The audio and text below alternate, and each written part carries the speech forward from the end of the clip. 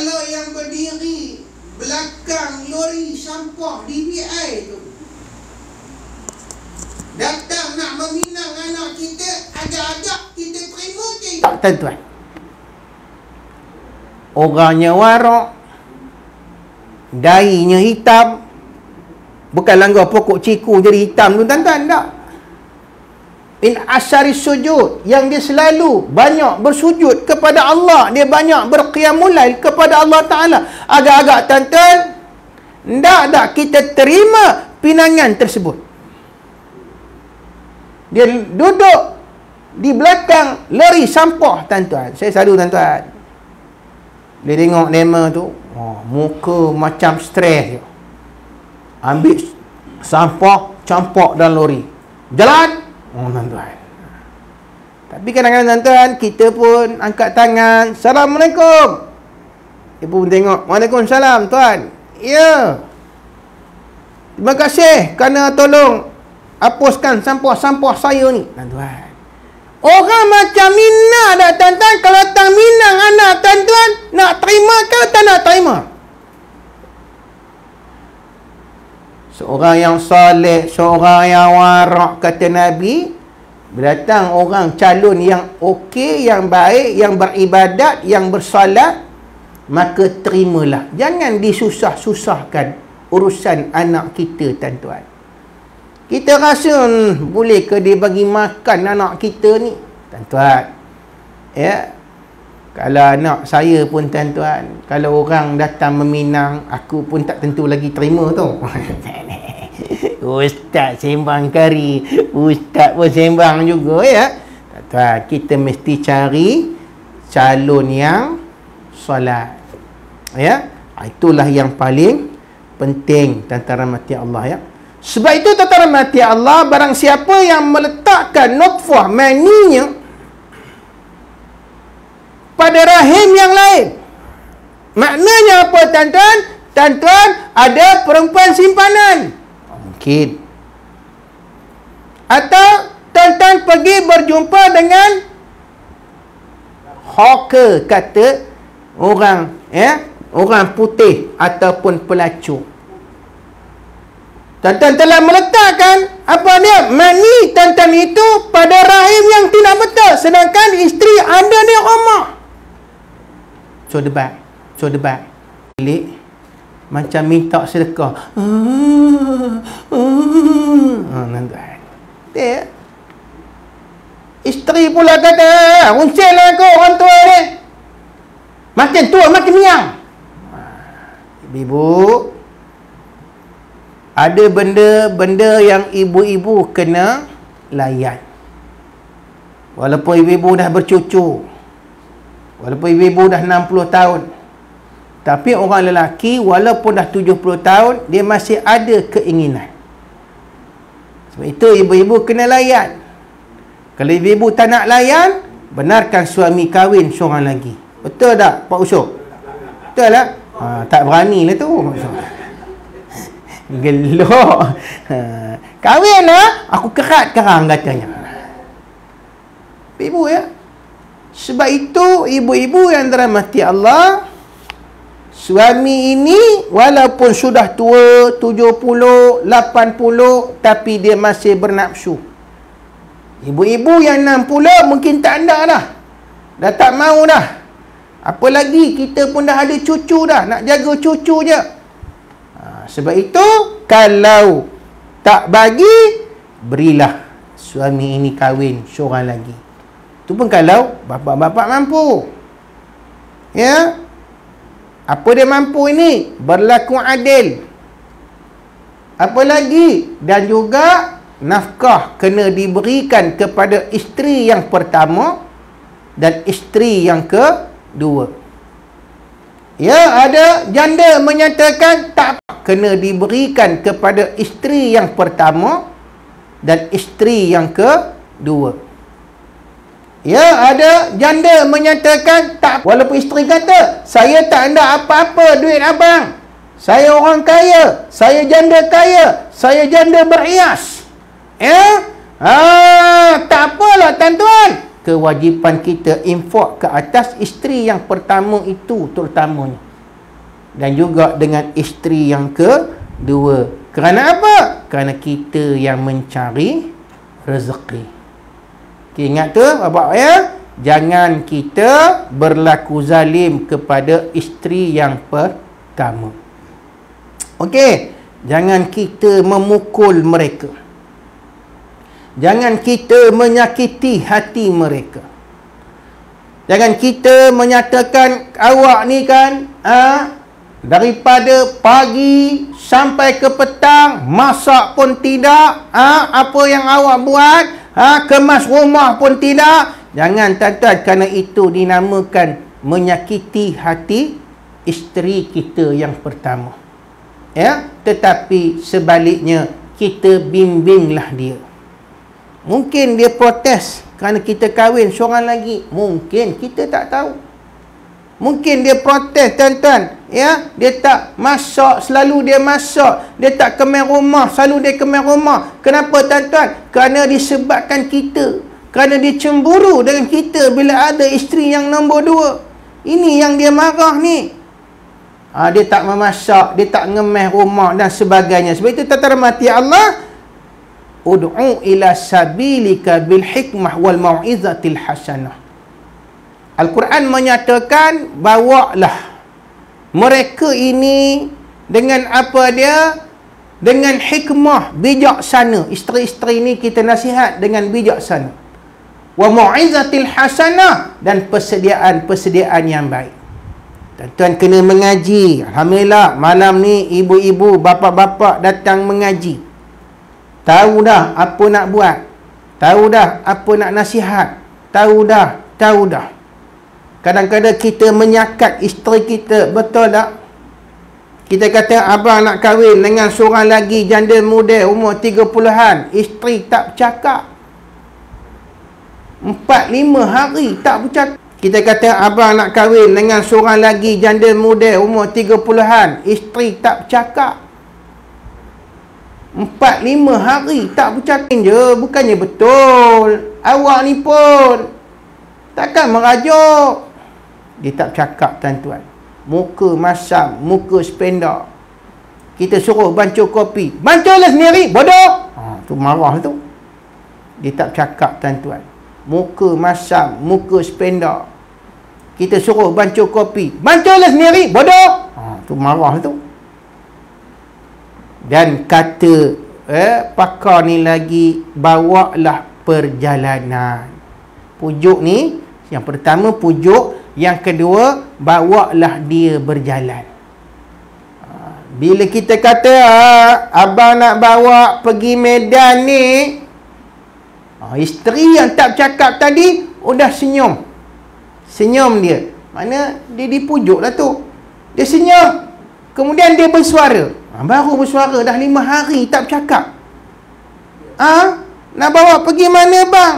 Medan Indonesia ke? Tak, Medan Gopeng. Mana? Yang penting pujuk balik, ya. Bapak-bapak, ya, kadang-kala memanglah isteri ni dia tak boleh terima, ya, dia itu dimadukan, ya. Baik. Wa min awaqibiz zu'ur zina. Dan akibat-akibat daripada penzinaan itu al-awai. Wa min awaqibiz zu'ur zina. Dan akibat-akibat daripada penzinaan itu al-auja', iaitulah penyakit-penyakit wal amrad, dan juga apa dia? Penyakit-penyakit allati lam taz'ar fi aqwamis sabiqin, yang tidak pernah berlaku pada kaum-kaum yang lalu. Tuan-tuan, ya, penyakit-penyakit, ya, apa dia? Auja', amrad. Ya ma'syaral muhajirin, Nabi SAW bersabda, wahai orang-orang muhajirin, khisalun khamsun, ada 5 perkara, izabtuliyatum bihinna wa'uzu billahi an tudrikuhunna, apa dia? Akan ditimpakan kepada kamu bala, dan aku berlindung dengan Allah daripadanya. lam taz'aril fahisha fi qaumin qad hatta yu'linu biha. Dan tidaklah berlaku fahisyah itu pada satu kaum sehinggalah dia mengiklankannya, yakni menzairkan. Illa fasyafihim, dan berlakulah kepada mereka ini bala. Apa dia? Antaranya ialah ta'un. Ta'un, tuan-tuan. Apa lagi? Wal auja', dan penyakit-penyakit ni bala peringatan daripada Allah Subhanahu wa taala. Lam takun madat fi aslafihim allazi madaw, yang tidak pernah berlaku pada umat-umat yang lalu. Ini tuan-tuan. Sebab itu ulama menyatakan, tuan-tuan rahmati Allah, antaranya ialah AIDS. Apa lagi tuan-tuan? Siflis. Apa lagi tuan-tuan? Prostat. Ini semua penyakit-penyakit yang Allah turunkan sebagai peringatan, tuan-tuan. Kerana apa? Kerana kita berzina dengan perempuan yang lain, tuan-tuan. Kadang-kadang tuan-tuan rahmati Allah, kalau kita mempunyai isteri yang halal, maknanya tuan-tuan, Allah takkan turunkan bala ini. Kita bersetubuh dengan isteri ni tuan-tuan, keluar sampai 4-5 orang anak. Maknanya kita meletakkan nutfah kita ini pada rahim yang halal. Tapi tuan-tuan rahmati Allah, kata kita letakkan nutfah ini pada rahim yang haram, yang inilah Allah turunkan AIDS. Allah turunkan siflis. Allah turunkan tuan-tuan, apa dia? Iaitulah Allah turunkan tuan-tuan bila nak Allah turunkan siflis. Allah turunkan tuan-tuan, apa dia? Iaitulah Allah turunkan tuan-tuan bila nak tuan-tuan, inilah bahana dia. Ya tuan-tuan, doktor ni dia akan masukkan besi yang panas daripada mata kita sampai ke bawah tuan-tuan, sampai kita menjerit. Minta maaf saya tak mau sebut lah apa dia. Sampai kita menjerit tuan-tuan, ada. Pasal apa? Ini bala daripada Allah Subhanahu wa taala, tuan-tuan. Itu jangan berzina tuan-tuan. Jangan berzina. Kecuali tuan-tuan nak berkahwin lain, itu tak ada masalah tuan-tuan, sebab itu halal. Yang penting jangan kita berzina dengan pelacur, dengan perempuan-perempuan yang tidak haram, yang tidak halal bagi kita, tuan-tuan. Ada seorang lelaki tuan-tuan bertemu dengan Nabi SAW. Dia kata, ya Rasulullah, aku telah berbuat dosa, kata dia. Lalu Nabi SAW menyatakan, apa dosa yang kamu buat? Qabaltu ma'a imra'atin, aku telah bertemu dengan seorang perempuan fi hadiqah tamar, pada kebun tamar. Aku cium dia, qabaltuha katanya. Aku cium dia, aku peluk dia, aku ramah-ramah dia. Oh ni tuan-tuan, satu je aku tak buat Rasulullah. Illa lam ujami'a, satu je aku tak buat. Apa dia? Berjimak dengannya. Lalu Nabi SAW tak jawab hinggalah lelaki itu berlalu pergi. Rupanya Nabi SAW sedang menunggu firman Allah, wa aqimis salah tarfan nahar wa zulafan minal lail. Dirikanlah sembahyang pada siang hari dan pada malam hari.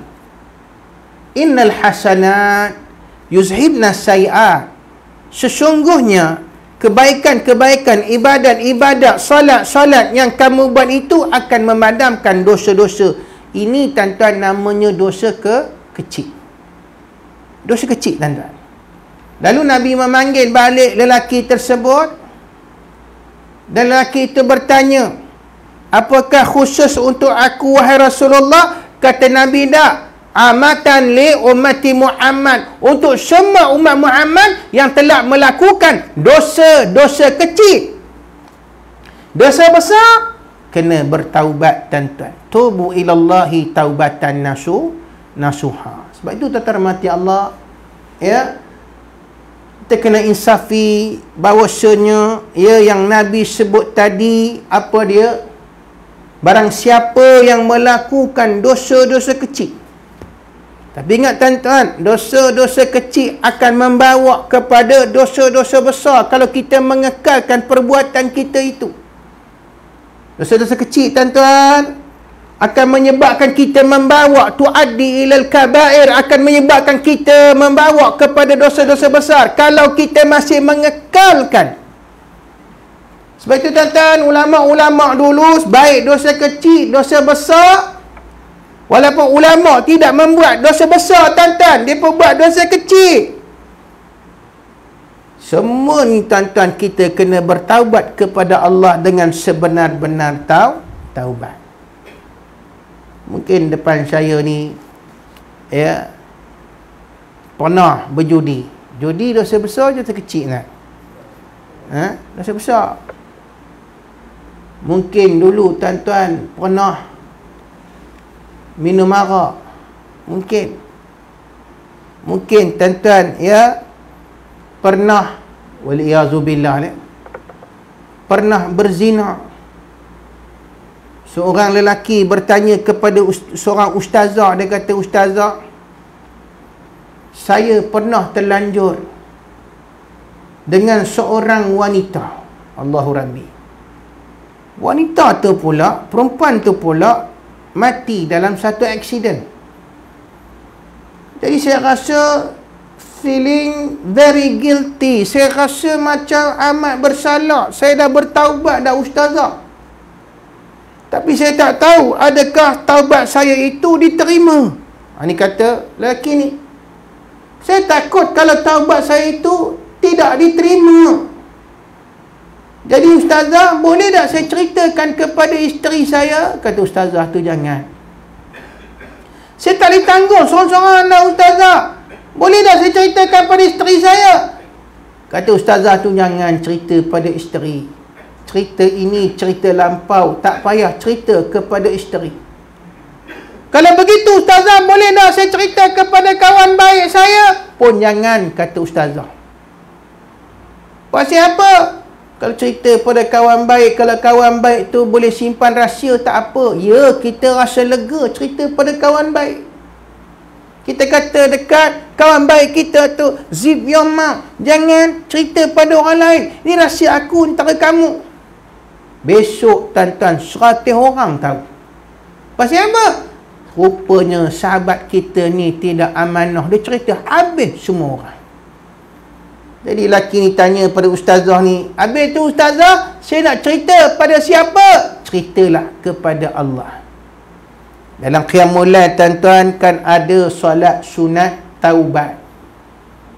Pada rakaat yang kedua tu tuan-tuan, kita mengadu kepada Allah, la ilaha illa ant inni kuntu minaz zalimin.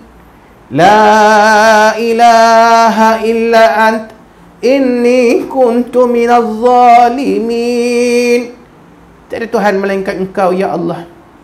Sesungguhnya aku menzalimi diriku ini dengan dosa-dosaku, ya Allah. Tuan-tuan, mengadulah kepada Allah. Dalam salat qiyamul lail itu kita sujud lama sikit tuan-tuan, sambil kita menangis. Kata Sayyidina Umar, satu tangisan akan memadamkan api neraka. Kita mengadu kepada Allah, ya Allah, aku mohon ampun, keampunanmu, ya Allah, aku pernah berzina, ya Allah. Ustazah tu kata, innallaha ghafurur rahim. Allah Ta'ala itu maha pengampun lagi maha mengasihani, tuan-tuan. So tuan-tuan yang pernah terlanjur itu, buatlah salat sunat taubat. Betul tuan-tuan, ada yang dikatakan dalam Al-Quran, az-zaniyatu waz-zani fajlidu kulla wahidin min mi'atu jaldah. penzina perempuan dan penzina lelaki, hendaklah disebat mereka itu 100 kali. Tapi tuan-tuan, adakah undang-undang syariah itu berjalan? Berjalanlah. Begitu juga tuan-tuan yang sudah muhsin, ni, yakni yang sudah berkahwin ni, hendaklah direjam dengan batu. Terhormati Allah, adakah ini undang-undang ciptaan kita sendiri? Tak, itu daripada Allah Subhanahu Wa Taala. Nabi pernah merejam Ma'iz yang sudah berkahwin. Nabi rejam Ma'iz ni tuan-tuan. Dan bila para sahabat mengutuk Ma'iz, Nabi kata, jangan hina Ma'iz, dia sedang berada dalam syurga. Sebab apa? Dia menerima ni rejaman daripada aku, tuan-tuan. Tapi sekarang tuan-tuan, hukum sebat pun dah tak ada. Hukum rejam pun tidak ada, tuan-tuan. Pasal apa gamak-gamaknya, tuan-tuan? Sedangkan itu tercatat di dalam Al-Quran. Betul, saya pernah pergi satu mahkamah di Kuala Kangsar, tuan-tuan. Ada seorang lelaki, umurnya 24 tahun. Seorang perempuan, umurnya 17 tahun, mengandung. Hakim ni panggil bapa dia. Bapa lah wali perempuan. Dia tanya, kamu ni apa kerjanya? Security, jaga. Hakim ni jengkah, tuan-tuan. Jaga bangunan pandai, jaga anak sendiri tak pandai. Udah, tuan-tuan, saya pun tak tahu nak gelak ke, ya, nak menangis, tuan-tuan. Kemudian dia tanya, tuan-tuan, oleh kerana anak kamu telah melakukan zina, maka kamu akan didenda, yakni ta'zir. Pada masa itu, tuan-tuan, 2,500. Bapak ni kerja jaga, tuan-tuan, berapa sangatlah pendapatan dia. Kalau tak, kamu akan dipenjara, katanya. Bayar jugalah, tuan-tuan, habis gaji dia bulan tu. Tuan-tuan rahmati Allah, habis je hakim ni menjatuhkan hukuman, hakim syar'i. Saya pergi masuk ke chamber room dia, bilik dia. Saya tanya dia, Datuk, yang Datuk sebut tadi tu, ya, iaitu didenda ta'zir, kenapa gamaknya Datuk? Saya saja uji dia. Dia kata, Ustaz, sebab undang-undang syariah tidak dilaksanakan di Malaysia. Ni dia kata, saya tak mau dipertanggungjawabkan di hadapan Allah Subhanahu Wa Taala. Bagus, berani kan? Saya akan berlepas diri di akhirat kalau Allah tanya saya, kenapa kamu tak jatuhkan hukuman sebat ataupun rejam? Saya berlepas diri. Saya akan kata pada Allah Ta'ala, sebab inilah yang ada, wahai Allah Ta'ala. Pemerintah, dia cakap begitu, pemerintah tidak melaksanakan undang-undang Islam, mereka yang akan bertanggungjawab di hadapan Allah. Adapun saya berlepas diri, tuan-tuan. Kira beranilah, tuan-tuan, ya. Dia cakap begitu, kira dia beranilah, tuan-tuan. Pasal apa? Sebab dia kata, saya tak nak menanggung di akhirat nanti bila Allah tanya saya, kenapa tak laksanakan undang-undang Islam? Patutnya disebat 100 kali. Patutnya, tuan-tuan, apa dia direjam sehingga mati. Terhormati Allah, di Aceh telah dilaksanakan hukuman sebat. Tapi sebat, tuan-tuan, ya, letak kitab ini di sini, sebatnya bukan macam sebat sumpah semerah padi tu, ya. Sini je letak kitab tu, gini je, ya. Tapi sakit juga tuan-tuan. Ya, gini je. Itu yang ada anak murid saya bila saya rawatan dia. Anak murid Izzuddin ni pandai tuan-tuan. Dia kata, "Ustaz, bukankah dalam enactment ada menyebut kalau nak sebat saya, letak buku ni pandai tuan-tuan. Letak buku buah ketiak, ya. Macam tu je." Saya kata, suka hati saya lah. Saya bukan sebab kamu, ya, sebab apa hudud ke apa ke. Saya sebab kamu panjat pagar. Suka hati aku lah, aku nak pukul macam mana, perpak saya bagi tuan-tuan. Budak-budak Izzuddin ni cerdik tuan-tuan. Ya, sebab itu tata rahmati Allah, ya, janganlah kita melakukan zina. Okey, dan hadis Nabi SAW, "Inna fin nari hayyat ka amsali a'naqin bukhti talsa'u ihdahunna al-las'ata fayajidu hamwataha 40 kharifan wa inna fin nar aqariba ka amsali bighalin mukafati talsa'u ihdahunna las'atan, ya, fayajidu hamwataha 40 sanah." Nabi SAW bersabda, sesungguhnya di dalam neraka ada beberapa ekor ular yang menyerupai leher unta yang panjang lehernya. Jangan tuan-tuan, takut kita ni. Rupanya dalam kubur di alam barzah ni tuan-tuan, ada ular yang panjang lehernya. Jika ular tersebut mematuk, maka bekas patukannya akan tetap ada hingga 40 kali musim gugur. Tuan-tuan, ini bagi orang yang, ya, berzina. Dia patuk tuan-tuan dengan ularnya, ya, mematuk ni tuan-tuan hingga berbekas kepada kita hingga 40 kali musim gugur tuan-tuan. Allah Rabbi tuan-tuan, seksanya azab dalam kubur ni belum kita neraka lagi tuan-tuan, dalam kubur baru. Dan dalam neraka juga kata Nabi, ya,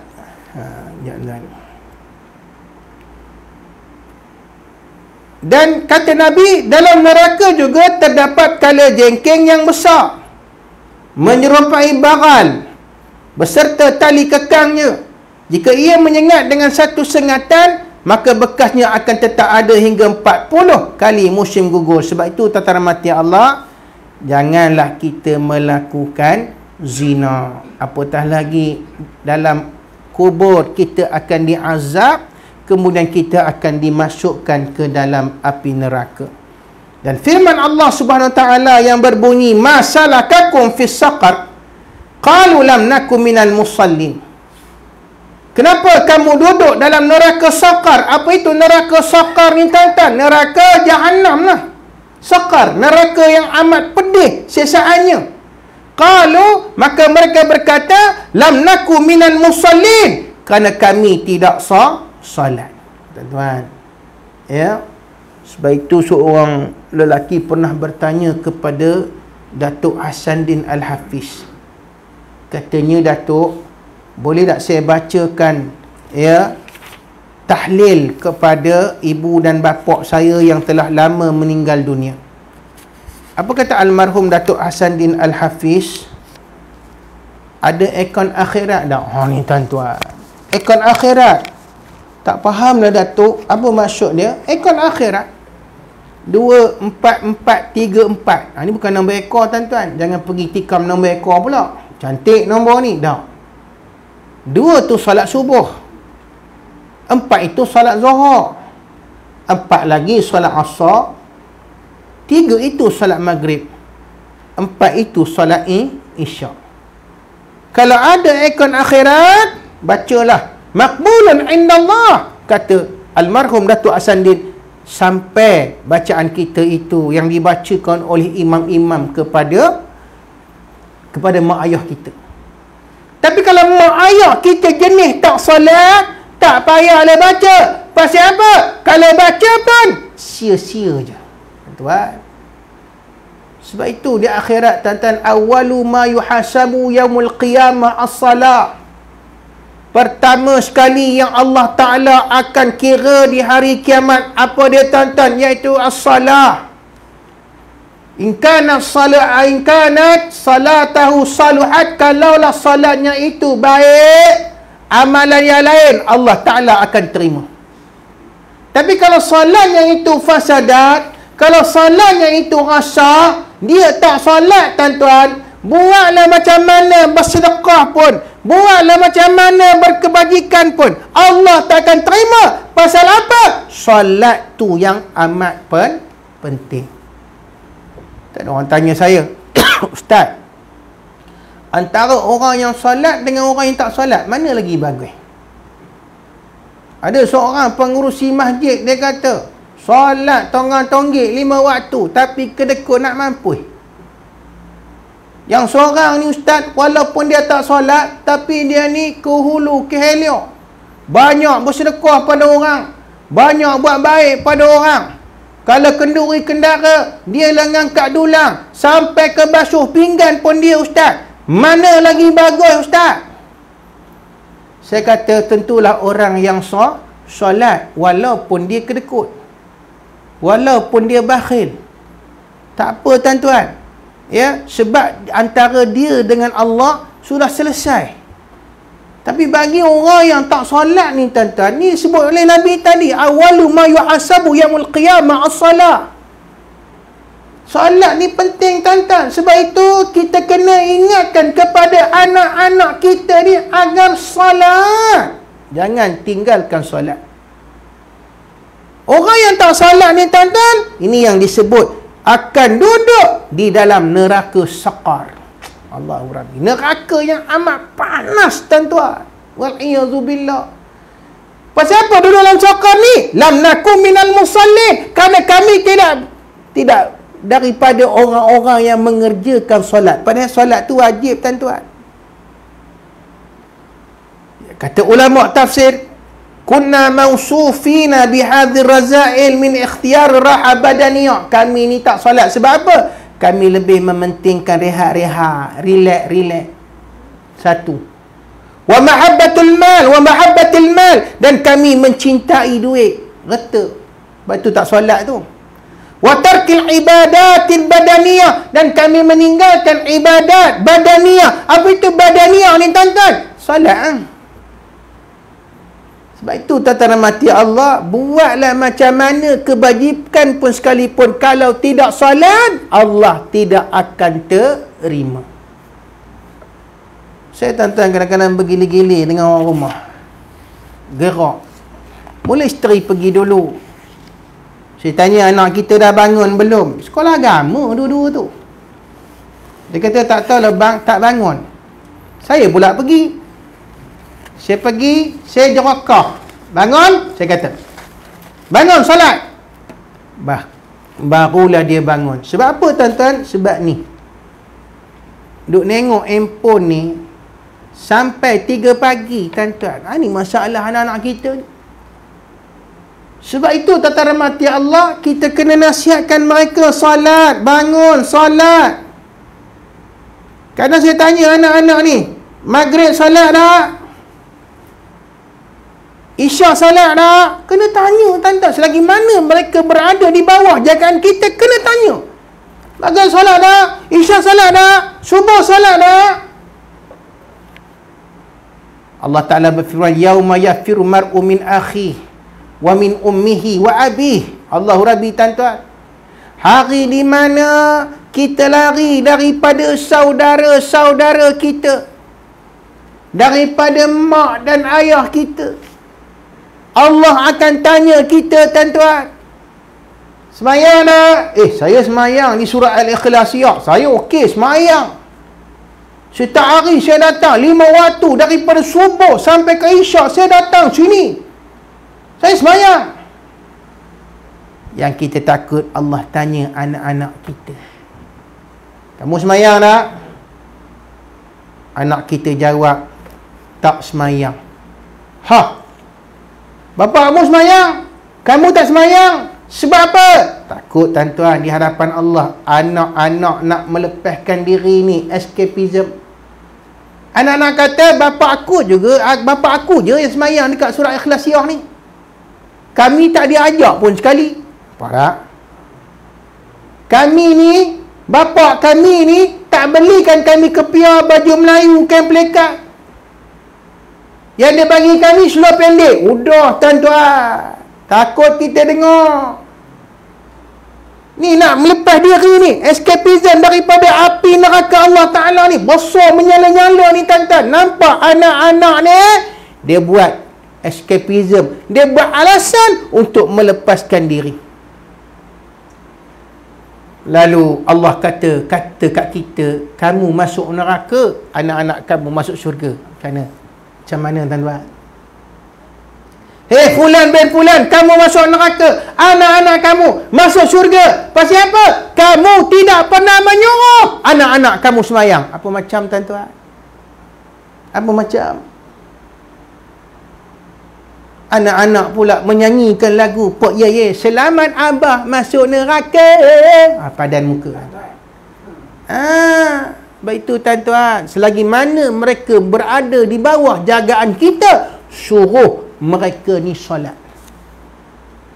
Mesti tuan-tuan suruh mereka solat. Kalau mereka tak solat di luar daripada jagaan kita tuan-tuan, itu tanggungjawab mereka. Kita sudah menasihatkan mereka. Kalau tak solat, duduklah kamu dalam neraka saqar. Boleh tuan-tuan ya? Boleh. Terima kasih tuan-tuan. Sebelum saya akhiri, Abang Abu Bakar Osman ni tuan-tuan ada membawa kalender, iaitu secara wakaf RM5 sahaja. Ya, dan dia juga ada membuat aktiviti seperti kelas pengajian, kuliah duha berkitab, live media sosial FB, YouTube, Instagram, TikTok, ejen kuliah dan penganjur kuliah. Dan dia ada juga berikan tuan-tuan secara online Maybank, Darul Hijrah Production, nombor akaun dia 558202073813. Siapa yang tak bawa duit, bolehlah ya dapatkan kalender ini daripada dia, ya, minta nombor akaun dia ni, ya. Boleh tuan-tuan ya. Wallahu a'lam bishawab. Saya rasa cukup sekadar itu tuan-tuan rahmati Allah. Mudah-mudahan Allah Ta'ala menjadikan kita orang-orang yang beriman insya-Allah. A'udzu billahi minasyaitonir rajim.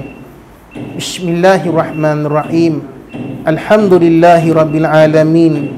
Wassalatu wassalamu ala asyrafil anbiya'i wal mursalin wa ala alihi wa ashabihi ajma'in. Allahumma ja'alna minal muslimin wal mu'minin wal muqinin minal mustaghfirin minal muqim minas salah minas syuhada'i was salihin wa hasuna ulaika rafiqa ya rabbal alamin. Allahumma irfa'anna al bala wal waba wal ghala. Ya Allah, ya Tuhan kami, angkatkanlah daripada kami bala bencana-Mu ya Allah. Walaupun ada di antara kami yang melakukan maksiat kepadamu ya Allah, jangan Kau umumkan bala itu ke atas kami. Kerana kami orang yang salat, yang rukuk dan sujud kepadamu. Rabbana atina fid dunya hasanah wa fil akhirati hasanatan wa qina azaban nar. Walhamdulillahi rabbil alamin. Subhanakallahumma wa bihamdika asyhadu an la ilaha illa ant wa nastaghfiruka wa natubu ilaik. Wal 'asr innal insana lafi khusr ila alladhina amanu wa 'amilus salihati wa tawassaw bil haqq wa tawassaw bis sabr. Assalamualaikum warahmatullahi wabarakatuh. Takbir. Allahu akbar. Allahu akbar.